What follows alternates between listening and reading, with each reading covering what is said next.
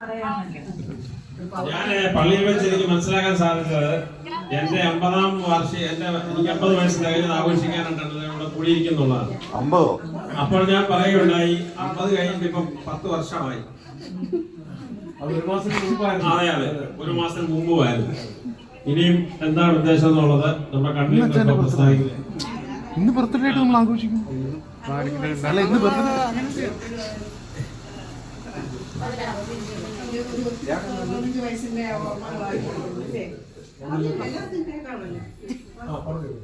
കഴിഞ്ഞ മാസത്തിൽ വരാൻ പറ്റിയില്ല. ഒരുപാട് അസൗകര്യങ്ങളൊക്കെ ഉണ്ടായിരുന്നു. അപ്പൊ ഇന്ന് എല്ലാം കൊണ്ടും കൺവീനിയന്റ് ആയിട്ടുള്ള ഒരു ദിവസം ഞങ്ങൾ ഇനി പോലും പിന്നെ സർപ്രൈസ് കൊടുക്കണം എന്ന് വിചാരിച്ച അവനോട് പറയരുത്. പിന്നെ ഒരു സൂചന ആനയ്ക്ക് കിട്ടിയിട്ടുണ്ടായിരുന്നു അല്ലേ? അത് 4 പേര് വെച്ചിട്ടുണ്ടോ? ഉണ്ടോ? എല്ലാവർക്കും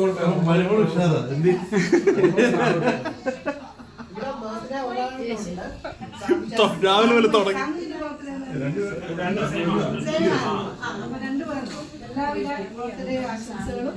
പിന്നെ പലപ്പോഴും ഇങ്ങനെ മക്കൾ ഒന്നിച്ച് കാണുക എന്ന് വെച്ചാൽ അതൊരു ഭയങ്കര സന്തോഷമുള്ള കാര്യമല്ല. ഇങ്ങനെ ഓരോ കാര്യങ്ങളെ എന്തായാലും എല്ലാ 60-നും 70-നും ആർക്കും വരാൻ പറ്റില്ല. അങ്ങനെ സങ്കടം. അതൊന്നായിരുന്നു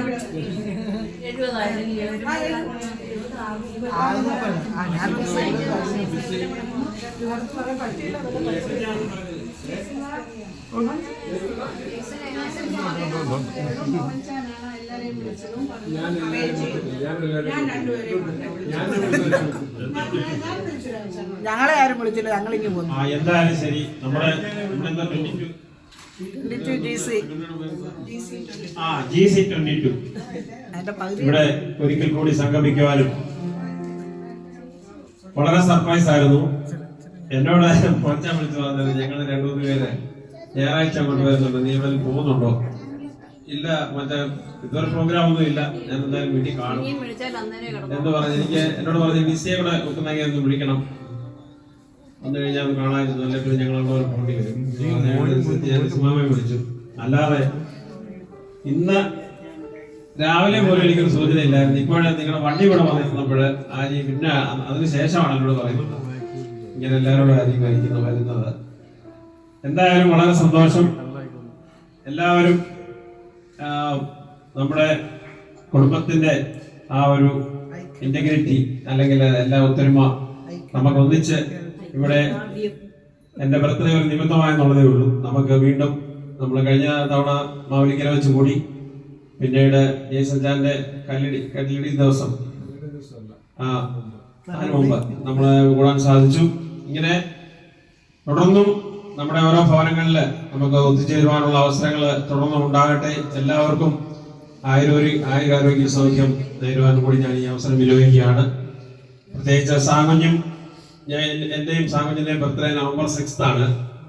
അദ്ദേഹത്തിന് 61 എനിക്ക് 60 കഴിഞ്ഞു.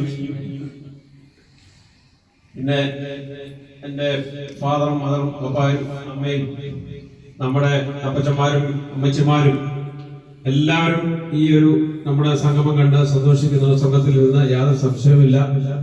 അവരും നമ്മുടെ ഈ കൂട്ടായ്മയിൽ ഒത്തുചേരുന്നു എന്ന് നമ്മൾ വിശ്വസിച്ചുകൊണ്ട് നമ്മുടെ ഈ ചെറിയ പ്രോഗ്രാമിലേക്ക് കിടക്കുകയാണ്.